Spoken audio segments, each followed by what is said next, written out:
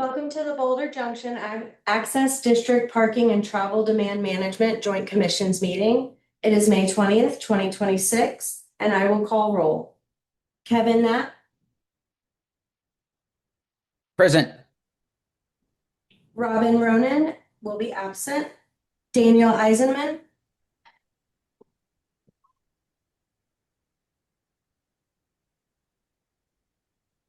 Daniel, can you let us know you're here? So, just in case you didn't know, Daniel. Welcome back to Daniel. Becca Dumichel Present. and Sage Dalton. Present. And then do we have Daniel online? Present. Thank you, Daniel. I will turn the meeting over to Chair Dushmel for procedural items. Thank you. Looks like we first have an oath of office for Sage.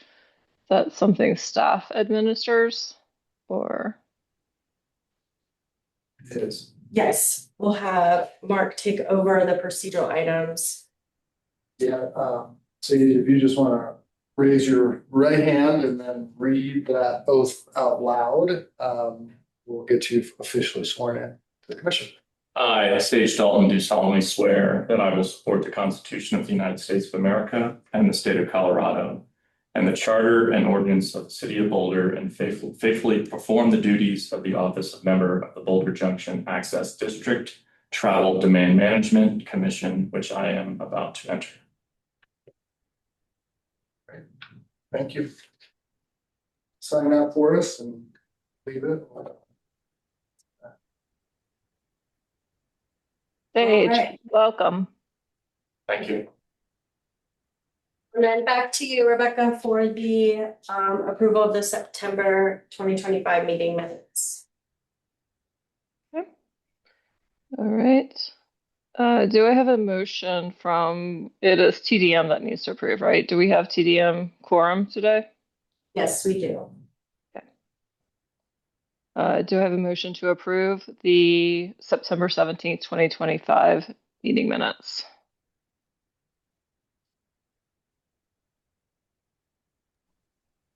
Yes. Okay, nope.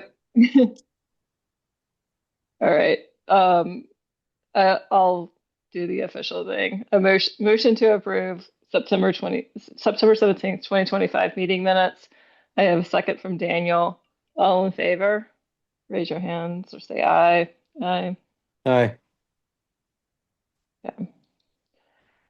Now we have a motion to approve the October 20th, 2025 meeting minutes as well for TDM. Any questions about those? No. All right, I move to approve those for TDM. All in favor, say aye. Aye. Aye. That passes. And then staff, I believe for December's meeting minutes, we need both commissions to approve. Is that correct? Yes. All right. Any questions about December 3rd, 2025 meeting minutes? No. All right. Motion to approve December 3rd, 2025 BJAD meeting minutes for both commissions. Say aye. Aye. Aye. And Sage, I believe the official ruling is that you are allowed to vote in these, even though you are not at them. Yes. Yes. Okay. Moving along to March 18th, 2026 meeting minutes. Anybody have questions about those? No. All right. Motion to approve the March 18th, 2026 BJAD minutes for both commissions. All in favor? Aye. Aye. Thank you. All right. Get back to my agenda for a second. Next on procedural items, we have elections for chair and vice chair of the parking district. Does anybody want to put their name in?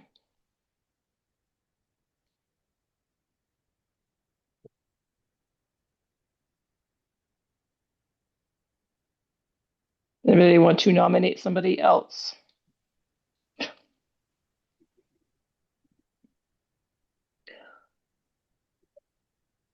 I'll nominate Robin. Robin is currently chair of the parking commission. Staff, we have appointed people to roles in their absence in the past.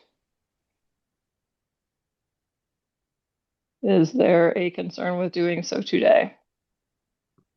Would yield to the commission's judgment on that. Certainly if Robin protests, we can have a different conversation at the next meeting, but I think you all could proceed in that way. All right. Daniel, did you have interest in either the chair or vice chair position? I don't. All right. In that vein, may I get an official motion, Kevin, to nominate Robin as the chair? I move to nominate Robin as chair of the parking commission. All in favor? Aye. Aye. Daniel, did you Aye. also? All right. Staff, unanimously, we have appointed Chair Robin to continue in her chair role for the Parking Commission. For the role of Vice Chair, I'm currently holding that position in tandem with the Chair of the TDM Commission. Daniel, you have said you do not want that role either. Is that correct? Correct. All right.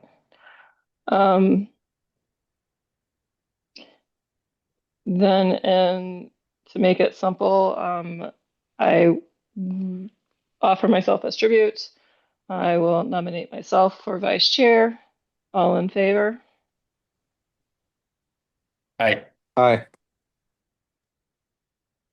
Staff, we have appointed Rebecca Dumichel to the role of vice chair for the parking commission.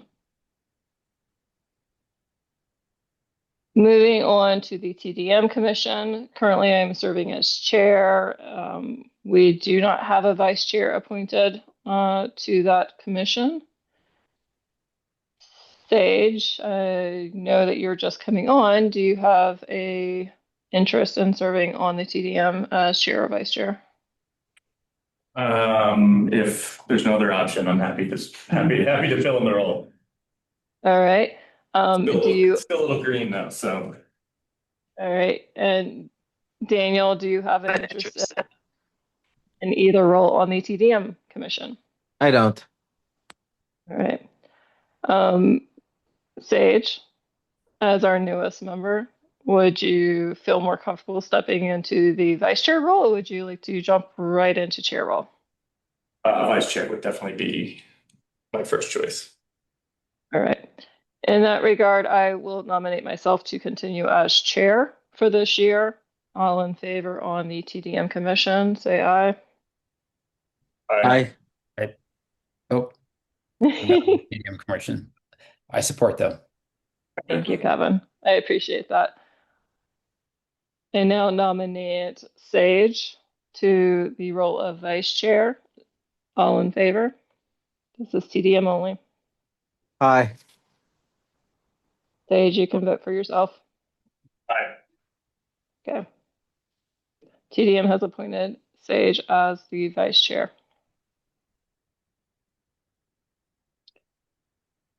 We have completed our procedural items. Moving on to public participation. Do we have any members of public today? We do not. Okay. Mark and staff, I had written a couple of questions in email before this meeting about previous public participation. and whether or not we had any updates on anything that's happened behind the scenes. The first one of that was any updates on the ADA parking access and the satisfaction for 30 Pearl residents. Yeah, I appreciate those questions that came in. I did not have a chance to get updates to those, but we can provide a written update to commissioners after this meeting once I receive the updates from staff. Okay. The second question coming from past public comments was whether or not there had been a replacement of all of the bollards in the plaza and or any design changes regarding those bollards for their future resiliency. So I will assume that will also be addressed in email written response. Correct. Yep, happy to do that. Thank you, Mark. Okay. Item 4 on our agenda is matters from staff. We have an update on the Boulder Junction implementation strategy update. I hand that off to you. Thank you. And thanks for your patience as we're preparing kind of a new way to staff our commissions. For Sage's knowledge, we recently went through an organizational transition where the department that was supporting our general improvement district boards, including BJET parking and TDM, was reorganized into a new office of cultural and economic development within the city manager's office. So few of the same faces, some different. I think certainly kind of less infrastructure in place, at least right away, to support the boards and commissions. Appreciate this team really stepping into that work. That being said, we've had a ton of work activity on the greater kind of Boulder Junction front since we've last had a chance to chat. You heard a little bit of the update on some of our urban renewal activity efforts back in March from Regan. And so this is really serving as an update to some of that work and some of the gaps that we're hopefully filling, and happy to get some feedback from commissioners today. Next slide. So we'll talk a little bit again, because we have one new member, just sharing a little bit of the broader context. You're in the area, so you've seen it. We won't spend a ton of time on that. One of the elements that I think is helpful to talk through today is what we're calling district strategy, what I might refer to as more along the lines of implementation, something that we had a very detailed implementation plan for phase 1 of Boulder Junction, less so on phase 2, and yet there's activity happening. And so we want to talk about how that relates to the current general improvement districts and how you all can be influential in that work. And then because we've taken some steps related to urban renewal, it is on the borders of your general improvement districts. We'll provide an update on that. Inherent in that is a proposed project. We happen to have the luxury of Daniel being on the commissions. Conscious Bay is the entity behind the Pearl Arts District project. So I'll cover that at a high level, but I will definitely punt more detailed questions to Daniel as we talk about kind of the relationship with that urban renewal and some of the strategy development. And then all of this certainly relates to our plans for the 2027 budget development and an ongoing conversation from commissioners related to the mill levy, particularly on the parking GID side of things. Next slide. You all know Boulder Junction very well, 160-acre mixed-use district.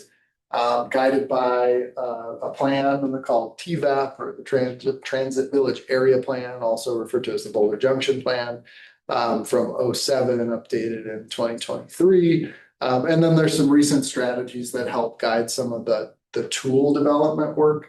As we'll talk about kind of the difference between where we are and where we were at the time in phase 1 when we began build out versus where we are today in phase 2.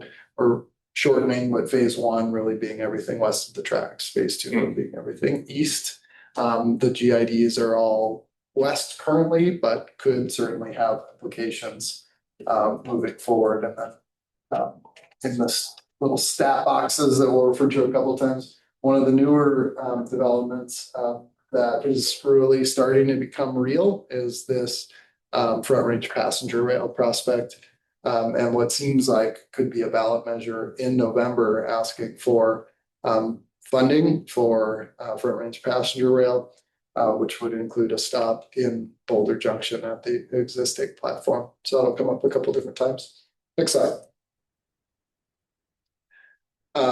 2 phases of work, largely complete, very successful overall planning effort, successful implementation strategy.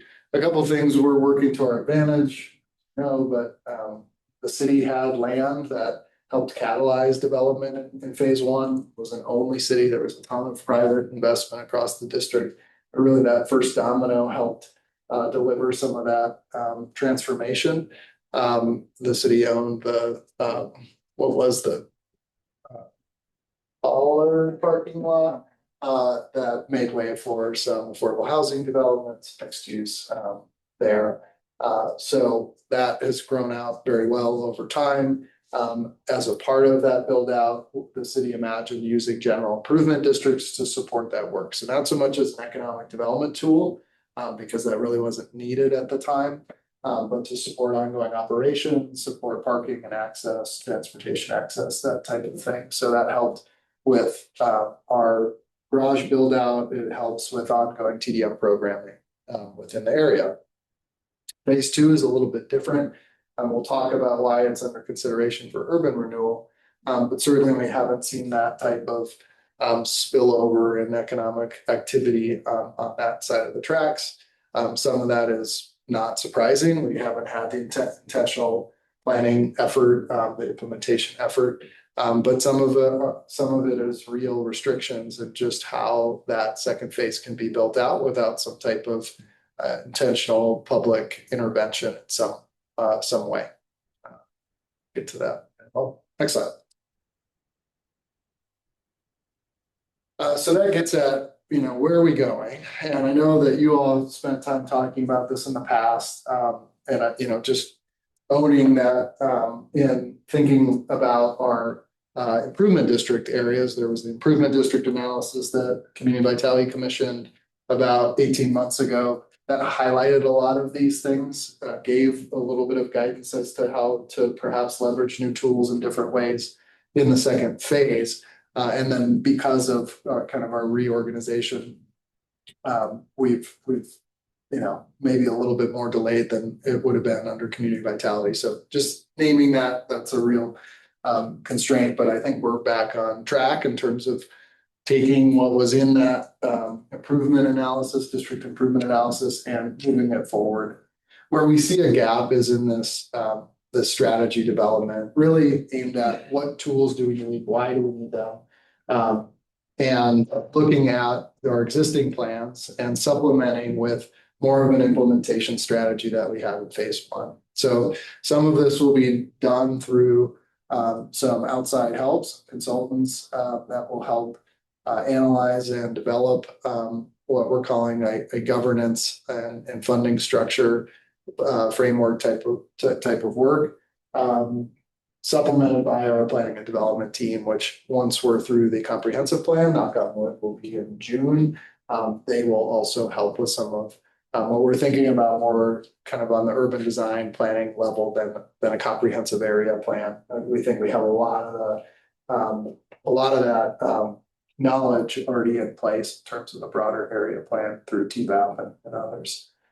So this gives you an idea of kind of the phases of work that we imagine with 2 firms that are kind of together as one consulting group, Community Attributes and CLA, or Clifton Larson Allen, where they would provide some project management support, but really start diving into the details of what has been successful in phase 1. How do the GIBs influence what has been successful? What do we need going forward in existing conditions in our existing phase 1? And how does that relate to phase 2 conditions and what's anticipated? So that gets at some of the overlays.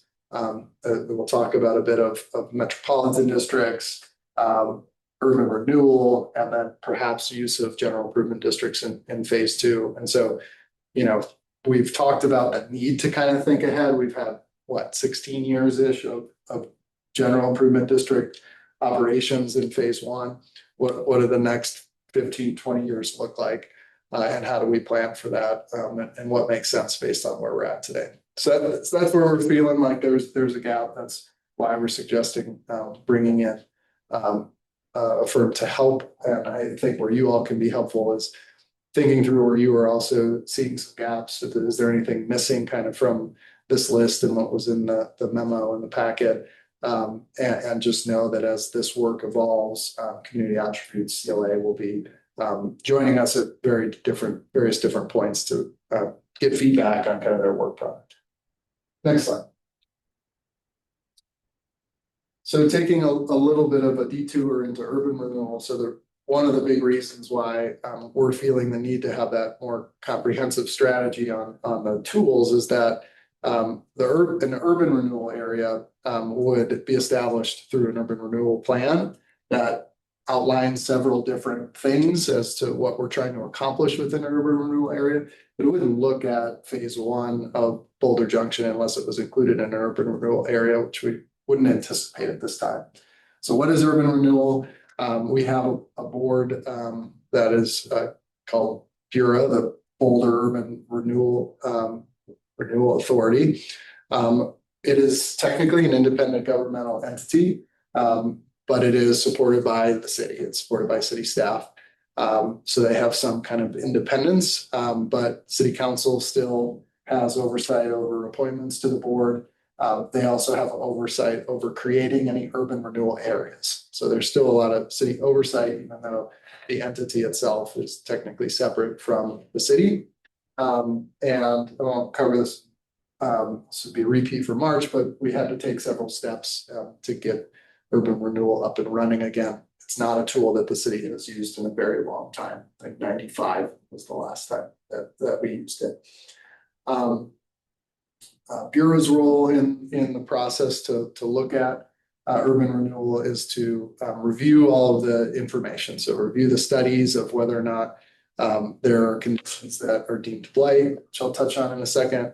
They make recommendations to city council on whether or not to move an urban renewal area forward. And then they have oversight over any sort of tax increment financing agreements or use of funds out of any area that is established. So why would we consider urban renewal in general? Certainly the ability to capture future growth in tax collections is an advantage to try and incentivize development through either investment in public infrastructure or partnership with specific projects. The idea being that these projects would not happen but for the investment by the Urban Renewal Authority.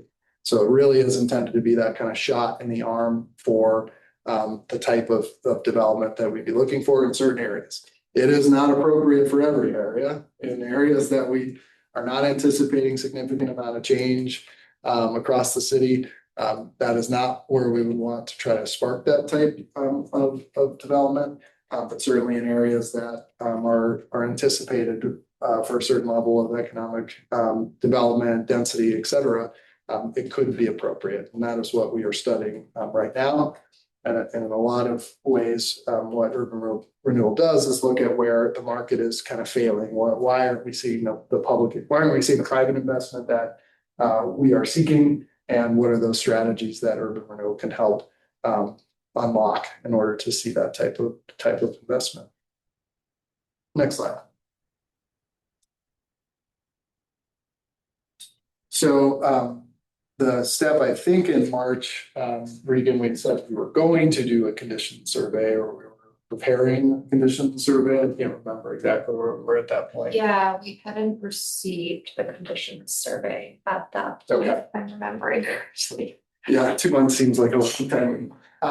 So we did receive the results of the condition survey.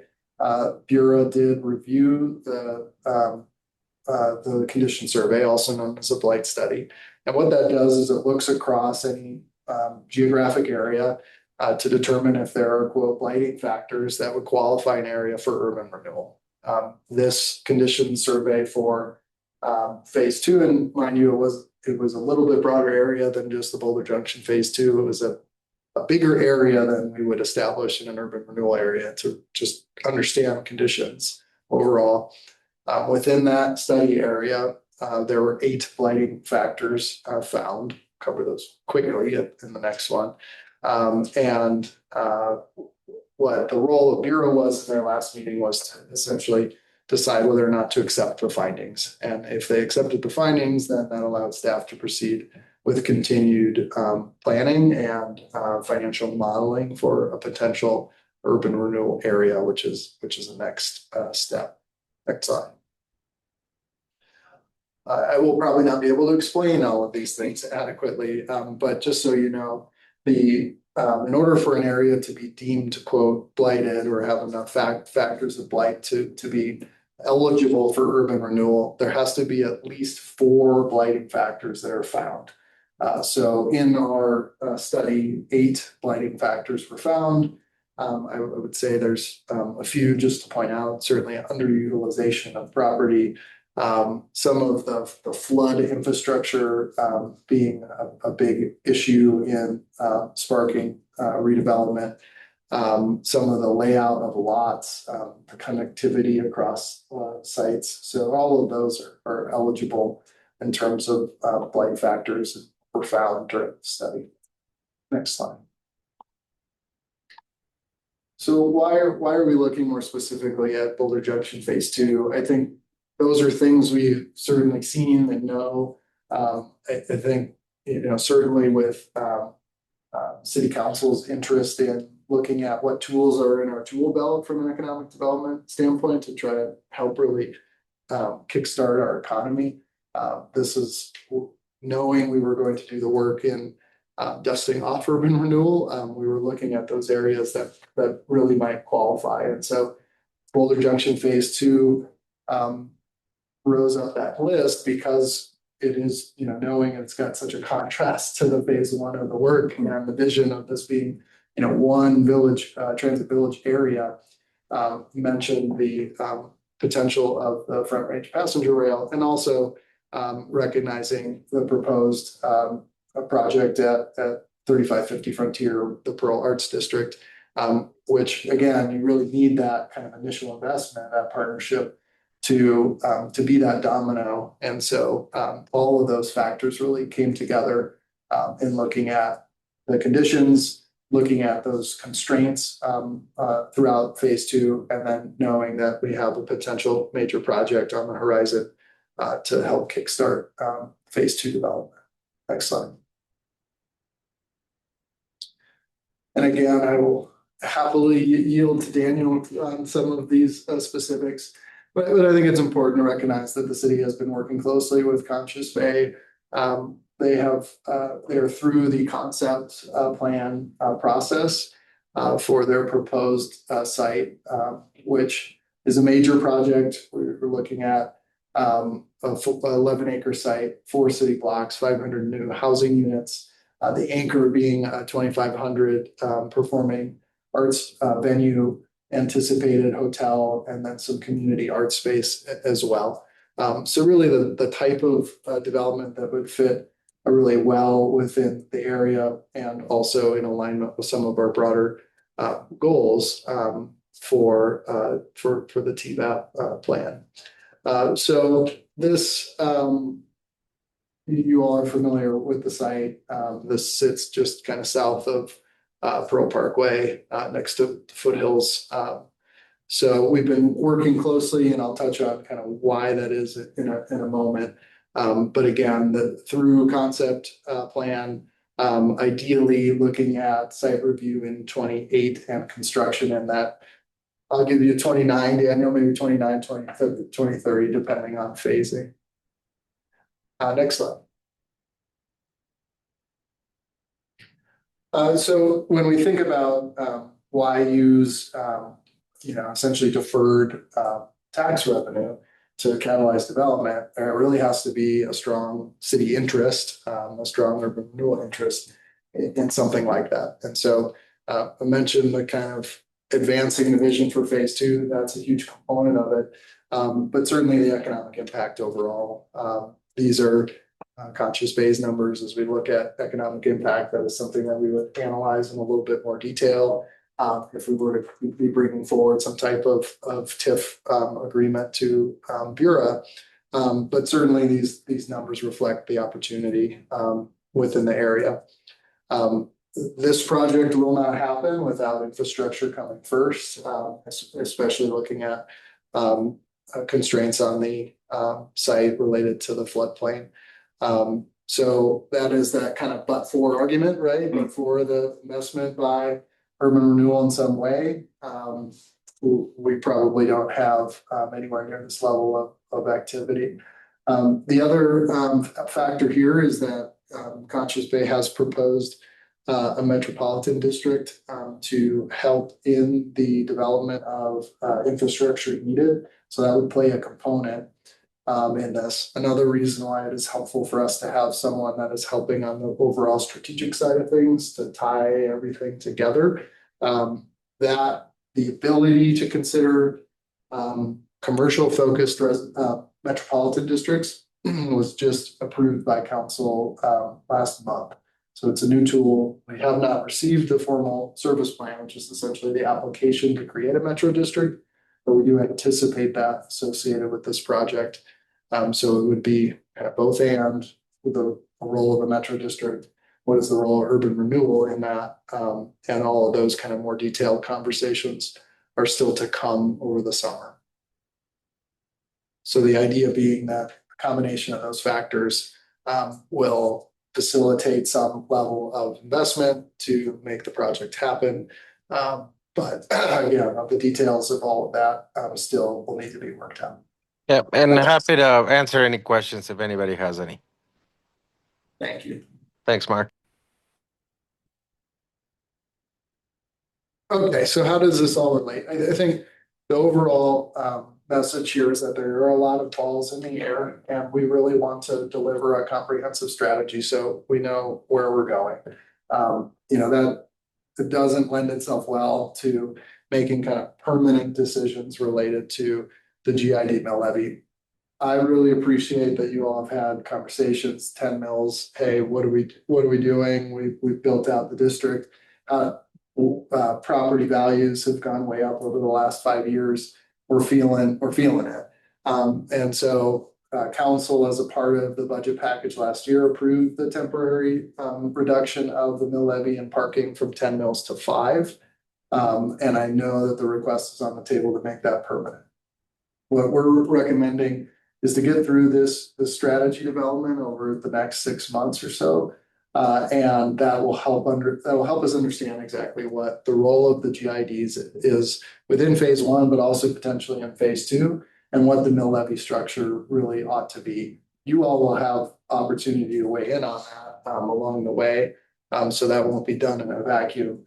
But I think in the meantime, we just won't be ready to recommend a permanent mill levy amount as we head into the 27 budget discussion. So because it is top of mind, I think our recommendation at this point is to assume that we're moving forward on another temporary mill levy reduction from 10 to 5 mills as a part of the proposed 2027 budget that would be considered by council in October.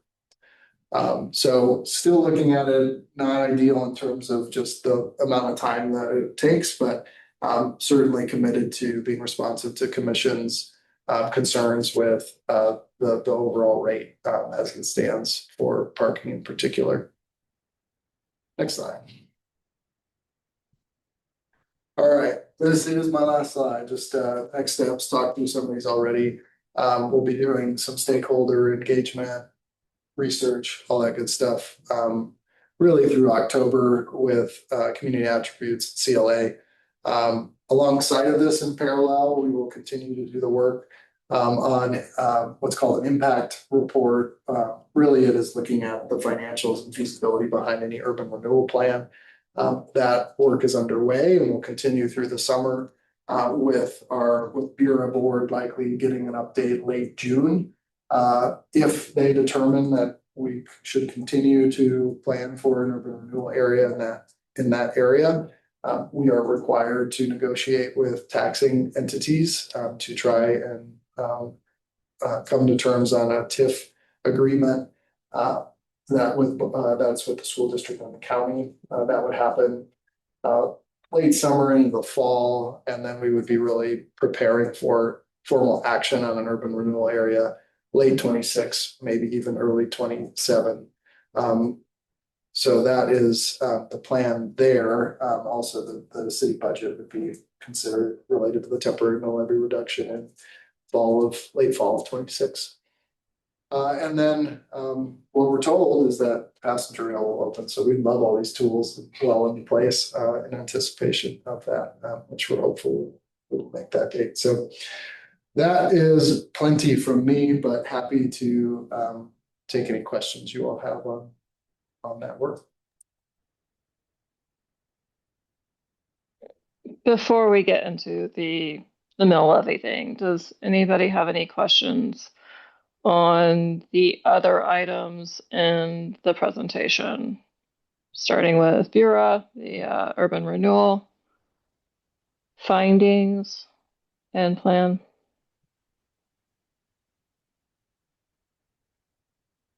Okay, I don't see anything from the other commissioners. Mark, one of the factors that was identified in the Bureau results was the unsanitary and unsafe conditions. Can you elaborate on what that means in this particular environment? Happy to pull up the report. Yeah, we're pulling that information out.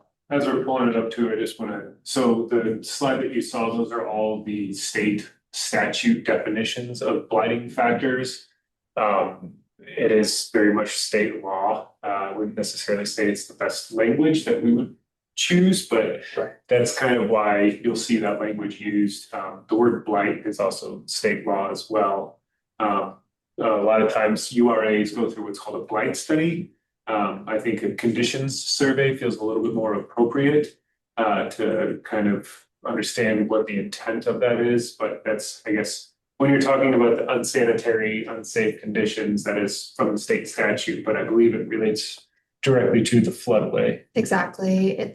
Primarily it's centralized in the southeast corner where there are some of the major floodplain constraints. So that's what that's related to.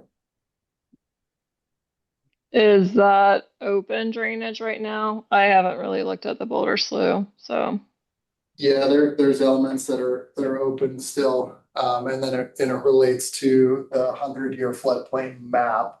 So a lot of kind of that area, that the southeast of the study area onto the conscious bay site that we were talking about extends to much of that. There's some high hazard floodplain that runs through that site, so those would be all considered kind of unsafe as it relates to the flood risk. Okay.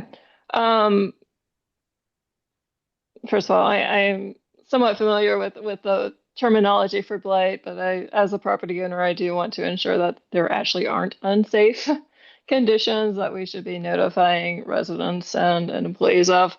The item about Boulder Slough, I actually had trouble figuring out where that ran through TVAP. I looked at both TVAP Phase 1, which it definitely does not. We have Goose Creek through there. Goose Creek underwent significant flood construction a few years ago east of the railroad tracks, which would be in Phase 2. I went to a city site to find all of the drainage paths and eventually found a place where Boulder Slough was actually mapped near the formerly Sanitas Brewing, future Pearl Arts District. Do any of the commissioners have any questions about where that is located? Since I couldn't visualize it without a map. So the Boulder Slough is coming from the west side. I think it starts actually daylights at the Target property, goes under Google, continues on Rev. All that has been improved in past developments and part of what city improvements have happened. as they reach the rail, there's an undersized culvert right underneath the rail on BNSF's property that needs to be improved. Then the water flows through that undersized culvert and then continues on and crosses Pearl Parkway into the north side of Pearl Parkway. And all those improvements under Pearl Parkway and north of Pearl Parkway have been implemented by the city. The only thing that the city did not implement is the change on the undersized culvert, which needs to be replaced with a much broader capacity, a 35-foot trestle bridge. So hopefully that clarifies what it is and what's gets solved essentially. So once that trestle bridge gets implemented and it goes through a FEMA process, including our letter of map revision through FEMA, then the properties, 35 properties to the east of that culvert bridge come from the 100-year floodplain high hazard conveyance zone into 500-year floodplain, which allows residential development to occur and other types of development to occur, which are part of TVAP 2. Okay, thank you for Daniel for that. I thought the section that ran through Rev was actually the North Farmers ditch. That's why it was difficult to find on the map. It's the same. The Boulder Slough and the North Farmers Ditch is one and the same. Okay, thank you. And then as part of Pearl Arts District, do you expect any of that to be daylighted as a water feature or part of the space that goes along the railroad tracks and edge of the property? Currently, it daylights already in our property up against Pearl Parkway, sort of at the junction of the railroad track and Pearl Parkway. It daylights there, all the infrastructure is there, so it already daylights. Just to respond to you, it doesn't go anywhere else, but just continues on. Water continues to flow to the north east from our property. Thank you. Staff, my next question is for you. Do you foresee using any of Phase 1's finances towards the slough improvements project? The culvert is there at the railroad, but all of the rest of this is in Phase 2. Yeah, we do not believe that the current GID's funds are eligible for that type of infrastructure in phase 2. Okay. Any other questions from commissioners around Bureau before we move to the other topics? Yeah, thanks. I guess, first of all, it's super exciting. I think everyone's kind of excited about it. Mark, nice to see you again. Thanks for the presentation. I guess just that, Rebecca, in my mind, I'm just having trouble connecting all the exciting stuff that's happening in TVAP 2 with our mill levy in TVAP 1. We've talked about this mill levy for about 5 years now, and it's like this really limited thing where we've had this budget where we've been taxing these properties where we don't have a use for these funds. And so we haven't had a plan or any sort of 10-year plan or 5-year plan or anything to use more taxing revenues. And so that's what we've really been pushing staff on to be like, what is the plan and why are we taxing these properties? Because this is causing, I don't want to say blight because that's not the right word, but a lack of vibrancy within our district because we're pushing these taxing revenues onto these retail properties and we have all kinds of vacancy and just this lack of what was really supposed to happen within TVAP 1. So that's this commission. And I see everything jumping ahead to all this excitement that's going to come with the train and TVAP 2 as the next big great thing, but that's completely separate from what we're dealing with here. So I need to kind of link the two of why we're talking about that and connecting that, why that has anything to do with why we're taxing for parking in TVAP 1. As someone who... Go ahead, Mark. Or was it Mark? So I was just gonna say that I appreciate that. I agree with your assessment that having a strategy is really important here. And I think that's what we're trying to get at is before making a permanent decision, have a really good understanding of where we're going and why. How does the build out in phase two relate to phase one? Do we need general improvement districts in phase two? If we do, is it two? Is it one? What would that phasing look like? I think, from a staff analysis perspective, I think we're in agreement that 15 mils is not sustainable indefinitely within phase one. What we don't know is kind of, do we have all the infrastructure we need in phase one? Have we confirmed that? Do we know kind of what the parking vision and situation might be, the TDM goals and operation support needed for phase two? Can we do some of that through urban renewal, or is that solely going to be on the city? If so, how do we pay for that? So I think we're just trying to answer all of those questions comprehensively and trying to do so as fast as we can, recognizing that we want to be able to provide a permanent final answer on how this will evolve in the most sustainable way. Got it. So what you said, I think before to Rebecca's initial question, I think what I heard you say, which has been our ongoing understanding for a long time here, is that like the finances and boundaries and what we have in our district are not going to be shared or expanded within the next district. Is that correct? Is that correct understanding? Well, in order for any expansion to happen, we would have to somebody would have to petition in, and we go through that process of petitioning into the district and all the details associated with that.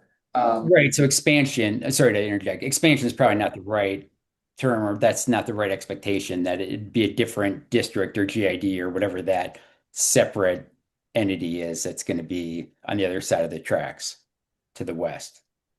Yeah, it could be Or to the separate. east, excuse me. And I mean, the short answer is I really don't know. And I think what we're trying to do is outline how we might use all these tools in concert. And I think, ideally we don't have, 5 or 6 different entities that are all separate and needing coordination, that there is a little bit more kind of, again, a comprehensive approach to how to use these tools together. So it could be a separate GID. It could be a different structure. We might not need a GID, but those are some of the questions that we're trying to answer. Mark, sorry, Kevin, are you done? Yeah, go ahead, Happy to Dan. wait. Yep. Mark, can you clarify a little bit, sort of the expectation of the train? You spoke about this being in 2029. Is it expected that BJAT, TDM, or parking would have a meaningful role in any new infrastructure associated with the train station? There's It's a no good state question. law in phase one for additional parking, not phase one. Yeah, Right. it's a good question. I think that is not anticipated at this time, but there is a lot of unknowns as to what the build out is required related to front range passenger rail.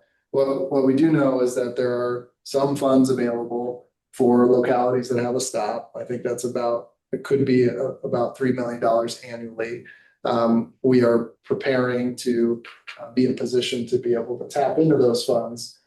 So hopefully we will not need additional investment beyond that. I think the question is, as you think ahead, more into on the east side of the tracks, is the platform adequate if we're thinking that the train is going to come more than the 3 times a day that it's imagined now. So those are more long-term ideas, but again, want to be in position and be able to support that work going forward. Kind of to your point, Rebecca, though, yeah. So the parking garage right now is, I would say, somewhat underutilized. knowing that the cost of maintaining that asset through the condo owners association is probably less if we did see more utilization. Especially if we had like the front range passenger rail where customers were coming and actually parking and utilizing that garage. So we may not have more additional parking spaces, but the use of existing parking spaces may cause the cost of managing that parking asset to go up. We've seen that in Cajun, as we maintain these assets, as they age, they get much more expensive. So that's also another reason to kind of consider pause on a permanent elimination or deduction of the parking mill levy to understand, make sure that we don't shoot ourselves in the foot and start having funds non-available when it comes to future use of that asset. And then from a TDM side, the station itself is actually in phase one, so it is west of the tracks. So if looking at the general improvement districts, especially the TDM fund and how that can help ensure that does get developed correctly and appropriately, and then how we can usher customers from, say, the station to the parking garage in a way that makes sense so that there's nice flow, is something we need to be cognizant of, and how those general improvement district dollars are used to help increase overall activity within that general improvement district. So to Kevin's point, helping spur more economic activity in that area is something that we're thinking about, and how the general improvement district can help do that through investments in transportation demand management and making sure that the garage is maintained at a high level. All right, I want to come back to that, but first, before we get to trains and things like that, or come back to trains, because we have new members here, I'd like to just go over some of the history of the mill levies that got us to the point that we're at today, right? So in 2011, the parking district and the TDM district started at a 5 mill levy. In 2012, I think it was in April, a recommendation was made to increase the mill levy to 10 on the parking district. That was explicitly for the purpose of building the parking garage. That resolution was adopted in October 2012. Between 2015 and now, so I've been in the district since 2015, we've seen all of those parcels built out, so we have a much higher tax base. And those properties, since they've been built, have increased in value as well. So we're collecting more tax on each property that already existed. So we've been doing this over the last 10 years. The garage has been paid off for a while. Kevin, I know, has been asking for relief on the mill levy for probably all of your term, and your term expired 3 years ago. So I'm going to say that that's at least 8 years of that time. If I look at my own taxes, right, at the 5 mill levy portion for parking, I am paying an extra like $160 for a 1-bedroom apartment in the district that nobody else in the city pays. And I also don't actually have use of that parking garage. So if I look at the vacant depot building, the historic depot restaurant building, that's been vacant for a while now. It has $11.68 per square foot of expenses. That doesn't include the lease rate, that doesn't include utilities. So it is very expensive for businesses to operate in this portion of TVAP, certainly other portions when we come on. It remains a considerable concern. If we look at how it is structured as far as how mill levies are recommended and assigned, yes, we have a temporary one in there right now. I would prefer not to go back to city and ask for a temporary extension every year. I believe that the municipal code actually allows for it to go between 5 and 10 without a public hearing. Between 10 and 20, it requires a public hearing. And then between 20 and 30, and gosh, we should never get there, requires a few more things, but it still doesn't actually require a vote from the public. As I said, the actual like parcels have been built out. I don't foresee a new capital expense other than the maintenance of the existing parking garage. And I don't see a barrier to actually having a more permanent, until something changes, reduction of the mill levy. I actually don't even think we should be collecting the 5 at this point. We have considerable, resources. Everybody in this district has been paying in for the past 16 years.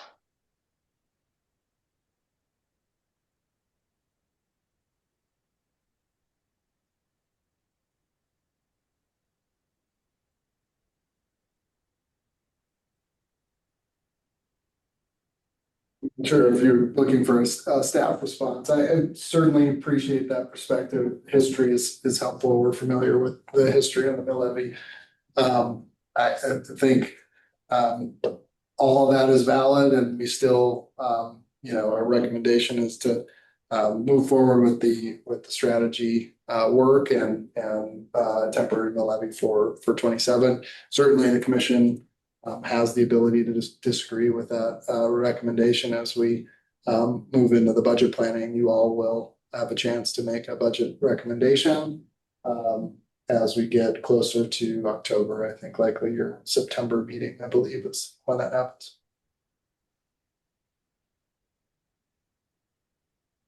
Yeah, I would agree with what Rebecca said, and just for the other background here is that probably for about 6 years here, this has been our number one goal to sort of revise this, and it just hasn't happened. Like we haven't been able to have any like real strategy discussion here on why we are charging this mill levy and what's really behind it.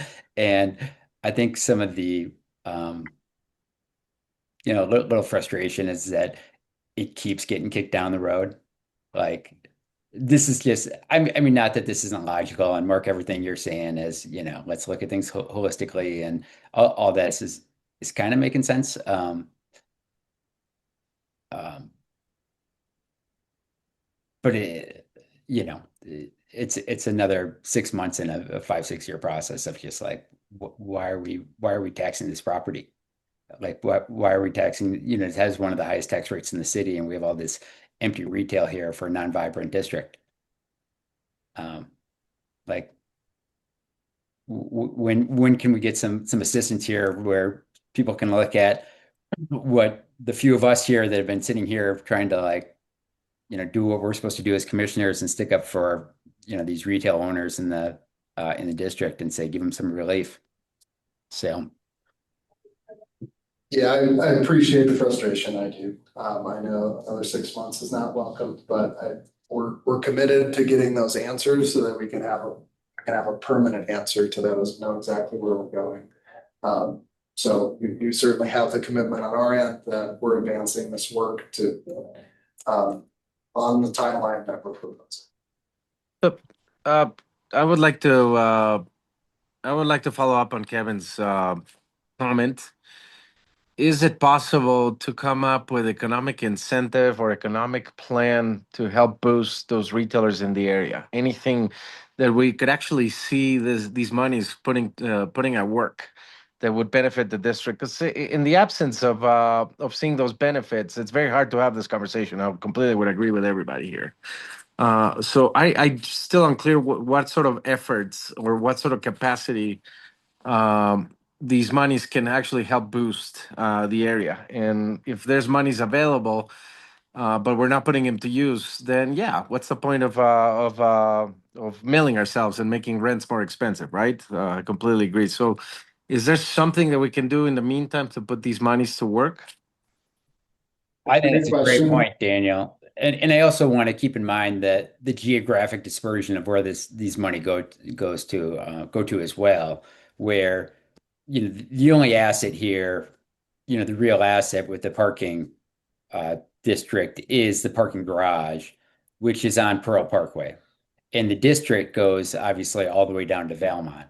And so the retailers, and also what we've done is gone and put all the meters up for all those or all the paid parking on the other end towards Valmont as well. And so that's part of the district. Everyone, believes in that, we have to pay for parking, but it kills those retailers.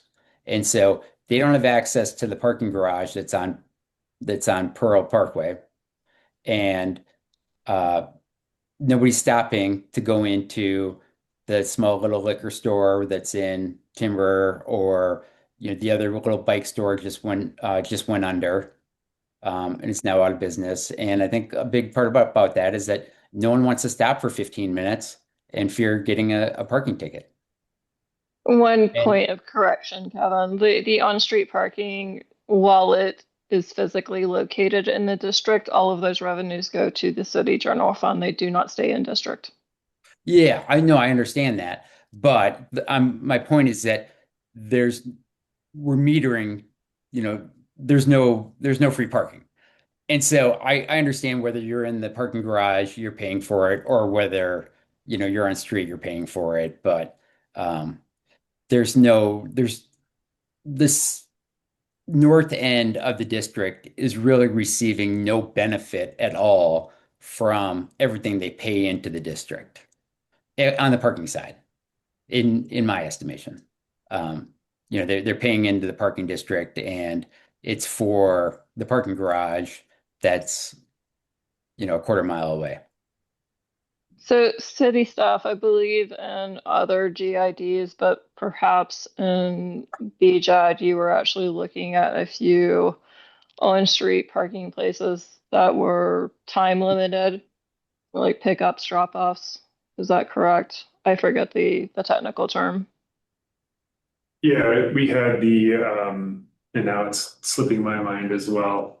Regan, can you help me remember? Is where we do Uber drop-offs and quick pickups, and I can't remember the name of the space that it's actually occupied. But yes, and it's Rebecca. Yes, we did look at doing that, and we have done that in other general improvement districts. And I believe that's something that is also being looked at in Boulder Junction. I just don't know the timing of that. But yes, I think so. There's a few moving pieces here too, and I do want to, yeah, I completely acknowledge that the conversation has taken quite a few years, and that we do have some work ahead of us, unfortunately. As I share with my son, there's an fortunately situation we have here. And unfortunately, we're still trying to get our heads wrapped around everything that's happening in this area, including the URA and the metro districts now. Fortunately, the certification of that mill levy is not till this December. So we have a little bit of time to breathe before we certify a mill levy. We can't, unfortunately, go backwards in time and change anything for 2025 in the property taxes that were just paid this year.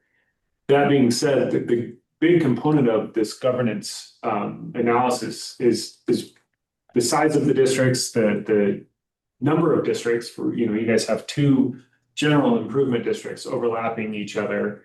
And then kind of to Daniel's point, the use of these districts and the district funds. So they are relatively limited right now in terms of what services they can provide, what the taxes can actually be used for due to the formation of that. Now, that doesn't mean they always have to be stuck that way, but we don't want to come forward without a plan of seeking input from commissioners without actually doing a good, thorough analysis and making sure that we have a path forward that would make sense for these districts, especially with all of those things we just mentioned, the train, the URA, the metro districts, the connection of phase one and phase two. And unfortunately, we don't have that right now. So we're currently in the process of making sure we get that well before December. So I think, are there opportunities to see these mill levies actually used in ways that could help the district kind of economically? Possibly, but we don't want to remove the financing mechanisms that could make that happen from a permanent standpoint, and then not have any funding to be able to do anything in this area without understanding what are the things that can be done in this area. Does that kind of make sense? But I don't know if I could just add quickly that there are restrictions. Could we look at some type of benefit incentive related to TDM or parking in the district? I think we could take that back as a part of kind of thinking ahead, or at least something to do in the interim. From my perspective, the best relief that we can give to businesses and residents is to not collect the money. right? So the district was formed for a restricted purpose. Taxes were raised for that purpose. That purpose has sunset. I'm not looking for new ways to spend that money to justify keep collecting it.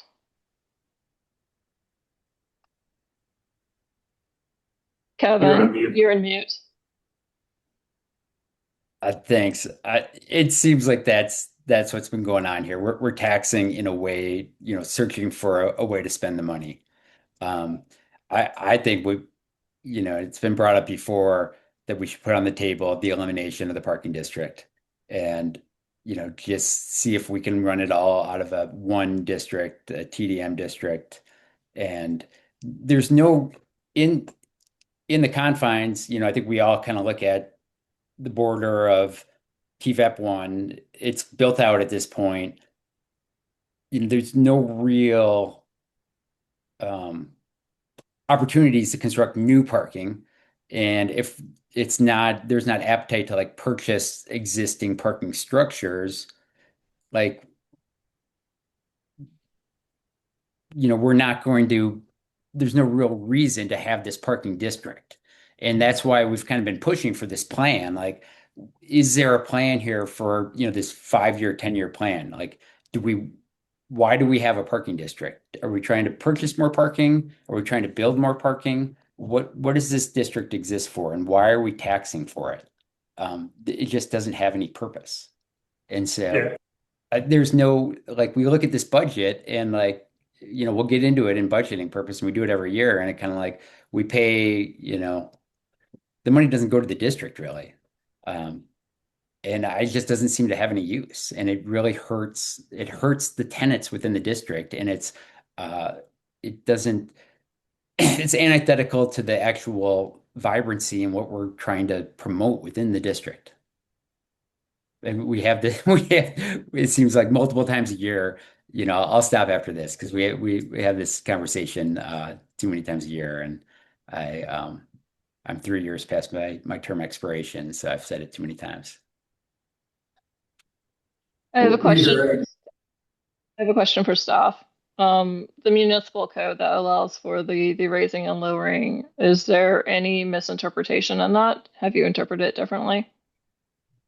I would have to go back and look.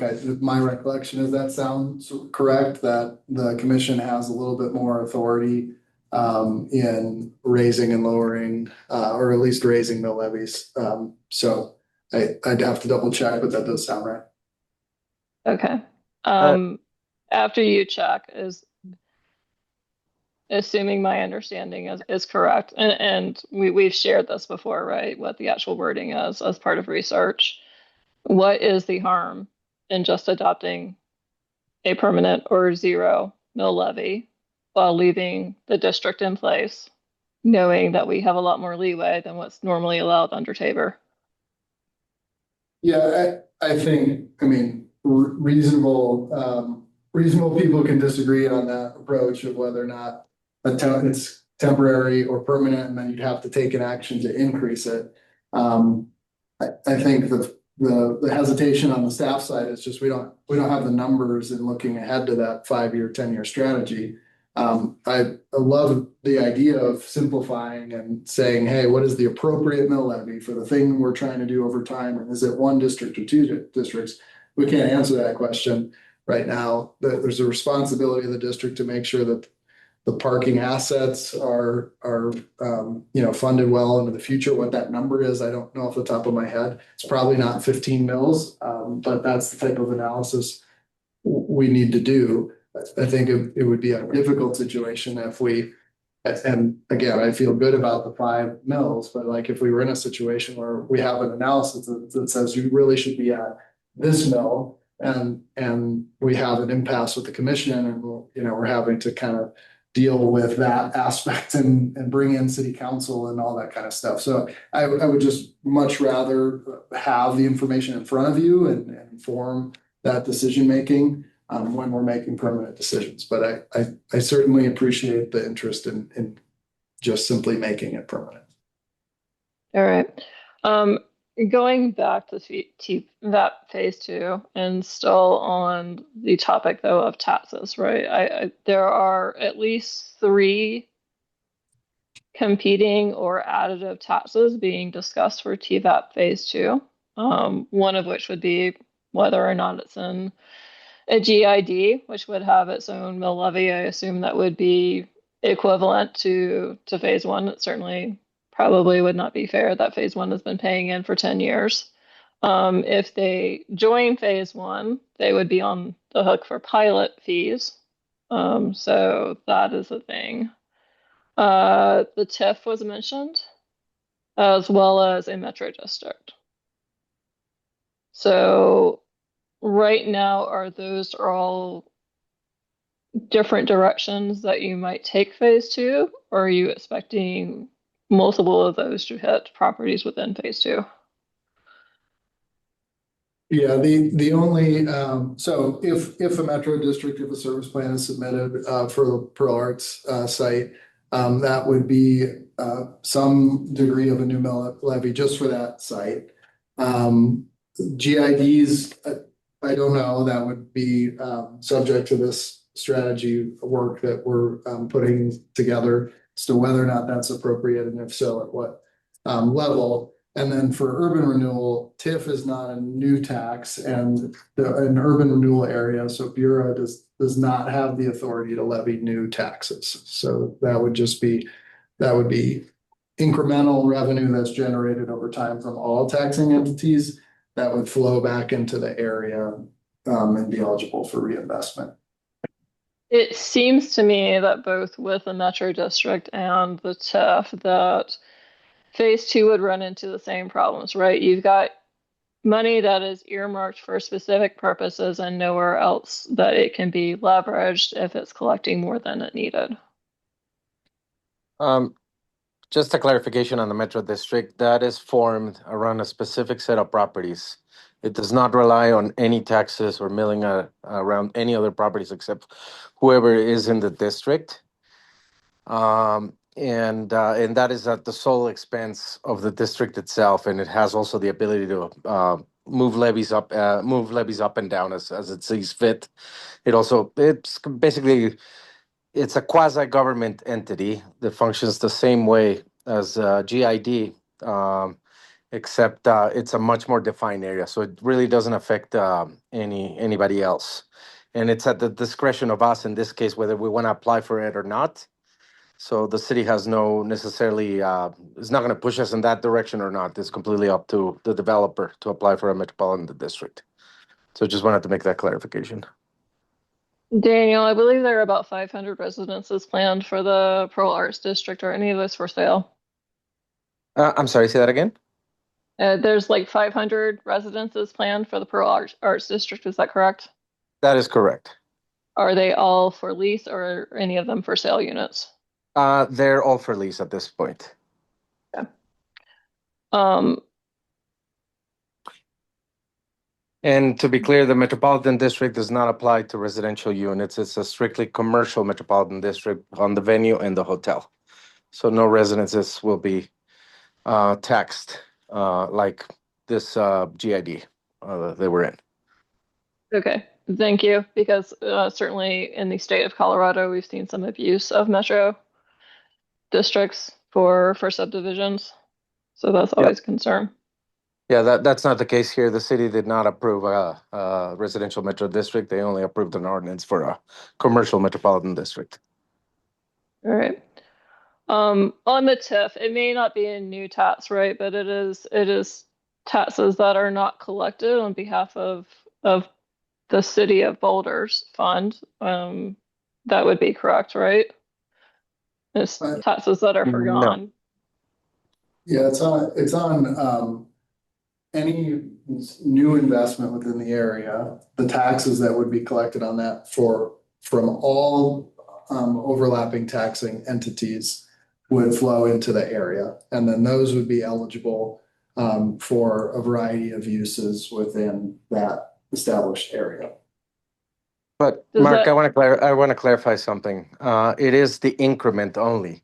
The existing Mhm. tax base stays permanent. So whatever the city's receiving from the existing properties right now and the existing tax revenues, sales tax and all that, that's a constant. It's the increment as a result of economic development that occur in the city. And it's not that the developer or the properties keep those monies. Those taxes are shared, and that's the negotiation that the URA with all the taxing authorities will have. So that increment of new taxes is what's going to be shared with either new development that will spur and allow new development to happen. As without this TIF money, without none of it happens essentially. So nobody gets any increment. And at the end of 25 years, all those monies go back to the city and posterity. Okay, that was my next question, is whether it sunset. All right.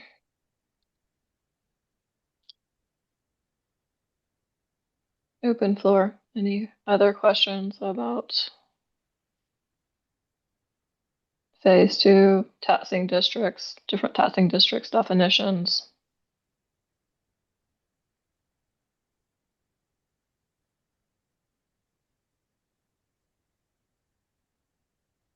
All right. The project looks great. Great work by Daniel and Conscious Bay. Yeah, thanks, Kevin. I do have one minor um, line, Daniel, about it, and that is that my property is just outside the 600 feet. So at least parts of BJAD did not get notices and able to participate earlier and all of the cool designs. You did not get notices from the city, you mean? On this bus? Yeah, on the parcel, on the Okay. planning board. So, All right. Well, I'm happy to have any conversations with you at any time. all right. Um, okay. Moving on. Is there anything else from staff? Nope, that's it. Appreciate the discussion. Thank you, team. Matters from commissioners. We just had the mill levy discussion. Are there additional matters from my fellow commissioners? Yes, I had a casual conversation with Logan's Coffee Shop. They just opened another location close to my house in North Boulder. And they were thoroughly complaining about the lack of parking on the district and the fact that you have to pay for parking for people coming in for coffee for half hour. So they were just asking if there's anything we can do to help them out. They're really struggling.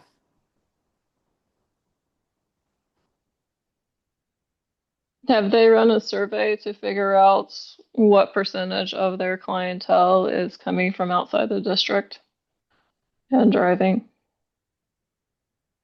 I didn't ask. I don't know who has that survey or don't know that survey, to be honest. Yeah. I don't know if Logan still lives in the district. He used to. Even though Logan's has been up north for a while. Certainly would like coffee shops to succeed there. That paid parking is consistent with downtown coffee shops as well, though. Yeah, The Sorry, go ahead, Daniel.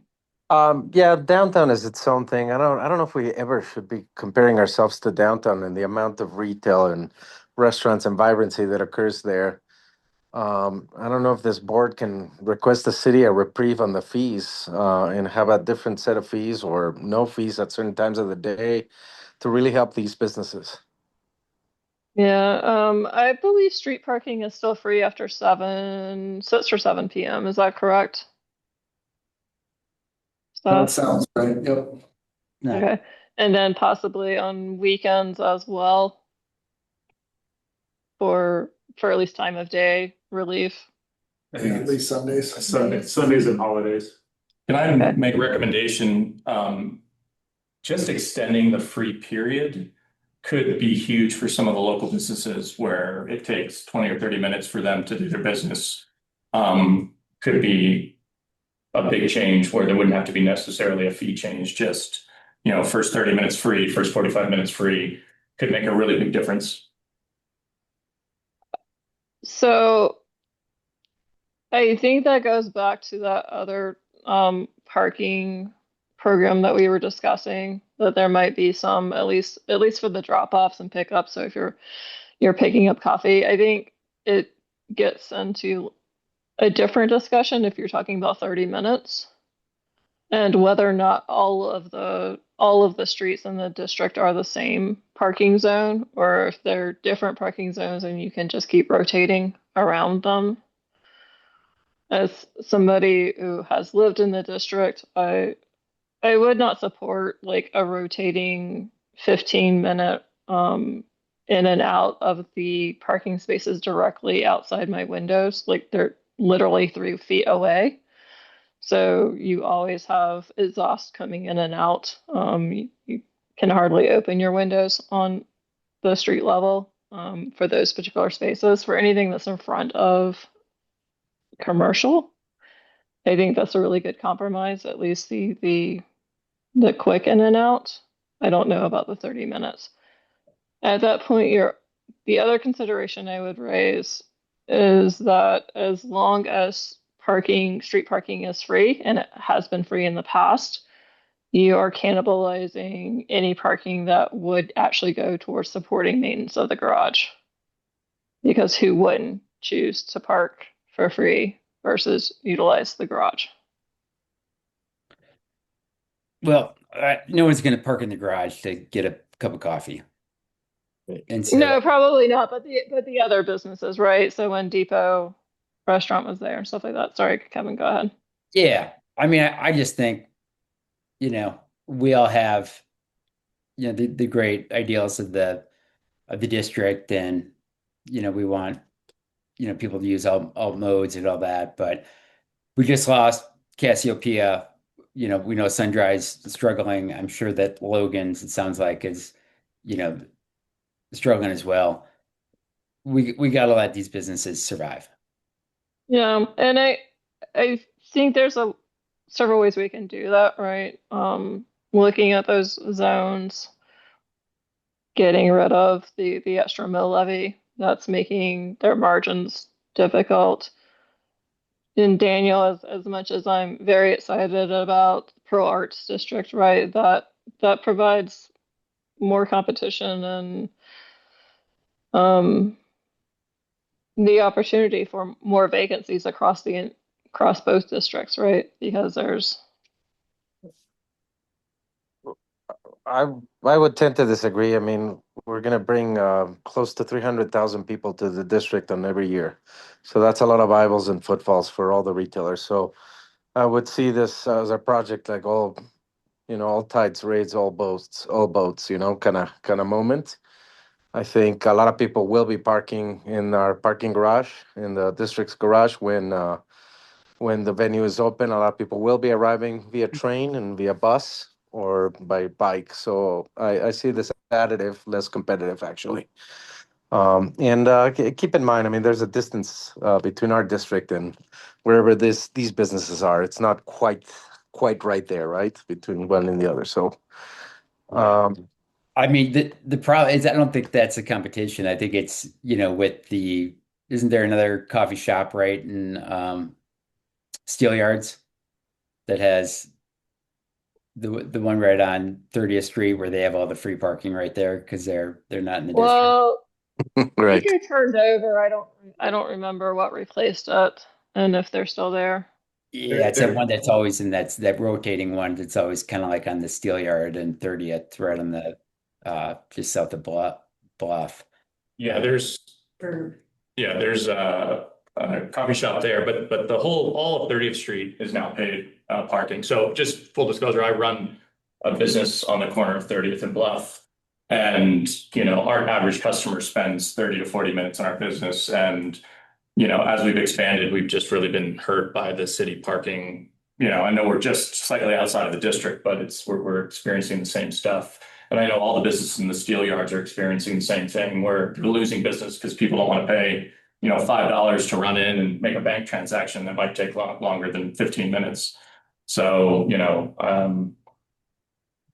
it's not, if you want to attract businesses there, you've got to attract businesses that are going to be able to be flexible for their customers, exercise studios and, lawyers' offices and things, which isn't just a pop in and pop out. So, I can attest, we've been there 18 years and, we've watched, steel yards build. Now we've watched, the Boulder Junction build, and it's just, hammering us as far as getting people into the door and employee parking. I mean, forget about it. So I feel your guys' pain. Sage, your Ocean Frontiers, is that correct? Yes, Ocean First. Ocean First, sorry. I- I've been there a few times. Okay. Yeah. And just to give you guys an idea, we're the largest swim school in Boulder, and we do 450 kids a week, mostly lower income, and so, I'm sometimes out there like, give me your keys, take your kid in, like I'll go park it for you. They can't spend $5 every time they come on parking, and it's a good business for us. I mean, our business has grown outside of our parking demands, but it was just a couple of years ago that they started a meter all of 30th, and we all of a sudden got caught out on that. So, but more businesses moving into the area are definitely going to be affected by sort of this limited and stringent parking policy. I have a non-commission request, Sage. Is there any way we can paint a mural on the bottom of the dive pool? Paint on the bottom of the pool? Or on the side? Anything to look at. Come talk to me. Yeah. Yeah. Yeah, my boss would definitely be into that. He's definitely a free thinker. All right. We're happy to look at the parking. I think, somebody mentioned kind of competing values, and it's a tough issue. Yeah. But personally, I'm kind of caught up on the issue recently, and so I know Rebecca, you'd asked about some of the parking issues in advance. So happy to include that in our written update that we send to commissioners after the fact. Yeah, that would be great.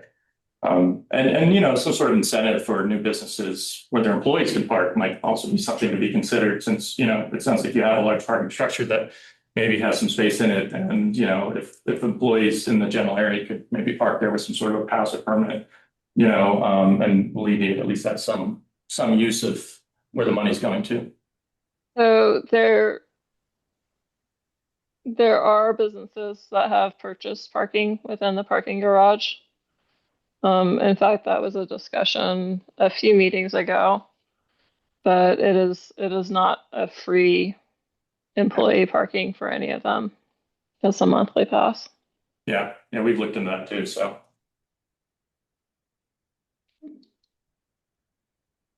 Any other feedback on parking in the district and supporting businesses? Just to, circle back to Daniel's point about Logan's, if, Logan or any of the other business owners would be willing to come in and chat, I think I'd be really interested to hear their perspective and some of their challenges. I've asked the Logan's folks, so they're looking into coming as well and talking to us. Cool. If they make it, by the way, because I think I don't know if this matter can wait that much longer. That's the issue. I mean, these businesses are at the edge of closing, as we've seen some of them are already closed.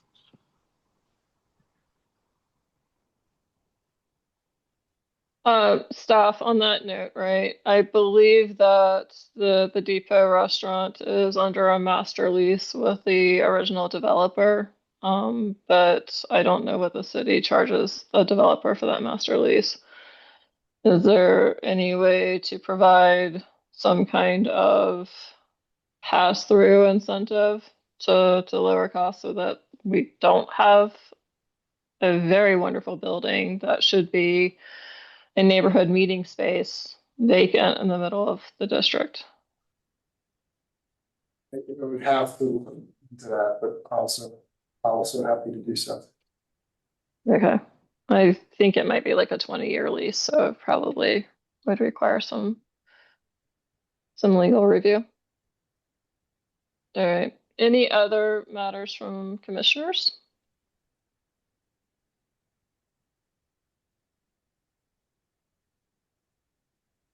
Okay, Sage, again, welcome. We're glad to have you here. Good to meet you. Our next commission meeting is planned for Wednesday, July 22nd at 4 p.m. And with that, I wish you all a good evening and we can adjourn. Thank you all. Thanks. Thank you, everybody. Ready? See ya.